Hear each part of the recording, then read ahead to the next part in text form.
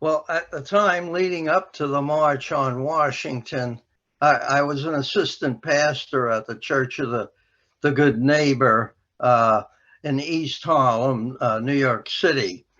And during my tenure and service at the Good Neighbor Church in various capacities, the pastor, Lon Dream, asked me to organize a busload of his small membership to attend the march. I guess we left early from East Harlem because we gathered right in line at the bottom steps on the grass in front of the Lincoln Memorial, with finally hundreds and thousands of peaceful demonstrators behind us. There were a number of wonderful speakers as I stood there on the grass. I was anxious to hear each one and Dr. King speak in person.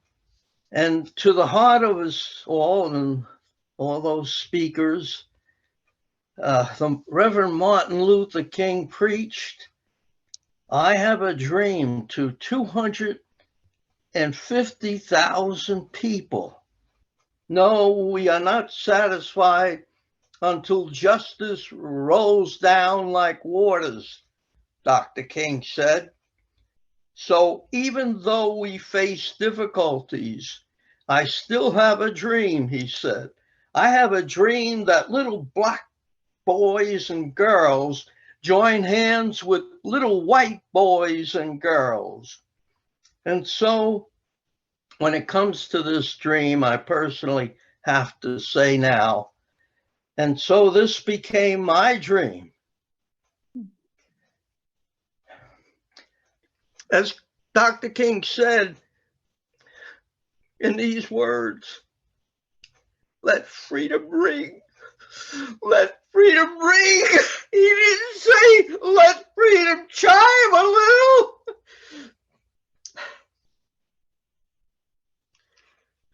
On that day, August 28, 1963, Dr. King rang the bell of my heart and soul, along with 250,000 others, and throughout the USA and world, to let freedom ring, to let freedom ring in our racial relationships with one another and throughout our communities, workforces, military, schools, government, and so on, here and there, eternally.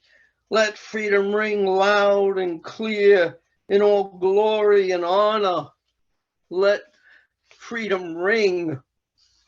This is one of the first things I did soon after the march, was to fight and rally to the cause of the underdog by sitting overnight with others from other churches, all of us pastors, at the New York City Board of Education offices. And we sat in at that time for better funding of low-income school districts. And here we are still fighting that cause 60 years later. Absolutely, Richard. Wow. And another thing was I was inspired to attend a march for freedom down Fifth Avenue in New York City. So this is my plea. Come on, people. Let freedom ring. Dr. King didn't say let it chime a little. Since Abraham Lincoln's proclamation of emancipation and Dr. King's March on Washington 60 years ago, our Sabbath worship hour is still the most segregated hour of the week. Come on, guys. Let freedom ring.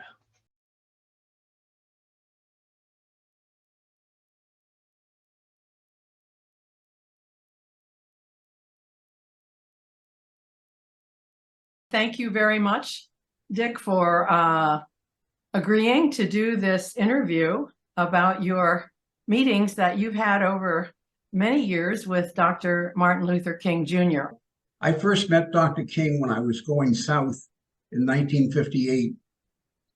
In college at the University of New Hampshire, I did a paper on the aftermath of the Montgomery bus boycott several years earlier.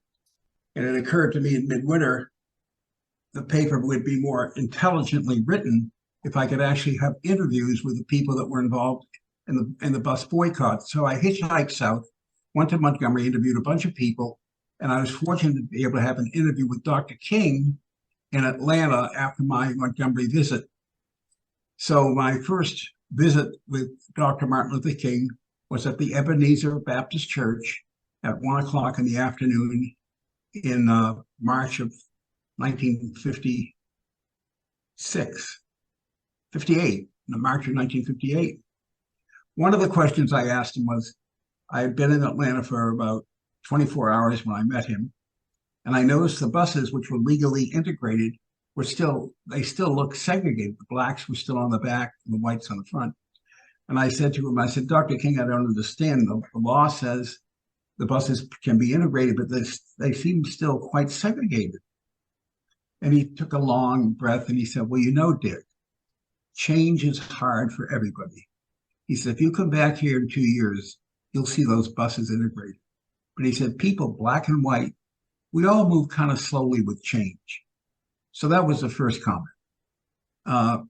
During the course of my questioning, I used the word white trash and probably some other derogatory term toward white people who were segregationists. And at one point he stopped and he said, you know, Dick, when we label people with terms like white trash, it's a way of distancing ourselves from them. And it delays the day when we will be brothers and sisters again. It's a way of objectifying another group of people. And it really doesn't lead anywhere that we want to go. When I asked about his meetings with Bull Connor and other people in Birmingham and places he had been, and how hard it was to deal with segregationists, he said, well, what I've learned over time, now this is someone who's been in the civil rights movement 6 years. So when he says over time, he's not talking 100 years. He said, over time, I've learned that if I have to say something that's really hard for someone to listen to, I should say it softly, and I should probably repeat myself. So those are the takeaways from that first interview, that we're all in this together. There's no them and us. It's always we. It makes the world a little bit more difficult to deal with, but it's a little bit more realistic, I think. Right. As you think back from this vantage point, what are your lasting impressions of Dr. King? What has stayed with you over the years? The first thing is his humanity. First of all, Dr. King had no interest in leading the civil rights movement. He had just gotten to the Dexter Church. He had delivered, apparently, after being there a few months, a long paper on things he wanted to change. And when he was first asked by Ralph Abernathy and Fred Shuttlesworth to lead the Improvement Association, he said no.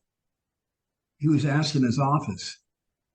A month later, when he was nominated by a member of his church from the floor of the Improvement Association, he said yes.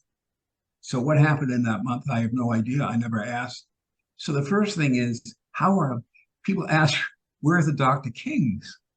Well, first you have to have a social movement, and then you have to ask somebody. I mean, that's one of my learnings. I mean, they just don't occur.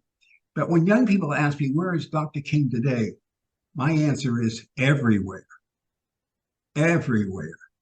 In all the movements around the world, his name is uttered with terrific reverence and awe and appreciation. Anything else that you'd like to say for the good of the celebration that we're having today, 60 years after the March on Washington? I think it's so important to mark these days. I'm also the person that believes that when you're in the middle of a struggle of whatever kind, it can be over teachers' wages, it can be over anything, that when you have a little success, it is time to take a break and celebrate. Just go out for coffee, do something to celebrate. Don't let it pass, because the victories are often few and far between, and you have to mark them. This occasion was a big victory. There were 3,000 members of the working press in Washington on that date in August. To those of us who were there, it felt like a big Sunday afternoon picnic after church. But I'm also aware back home in Boston and other places around the country, white people thought that all those black people were going to go going to have a race ride in Washington. And Lyndon Johnson was petrified about what all these black people in one place would do. Well, those of us who were there on that bright sunny day, it was like it was a Sunday afternoon service with a lot of the preachers, a lot of music, good music, and a lot of friendships developed. So That's wonderful to end on that note. Yeah. Thank you so much for your willingness to do this, Dick. Yeah. Well, thank you for the United Church of Christ for doing this.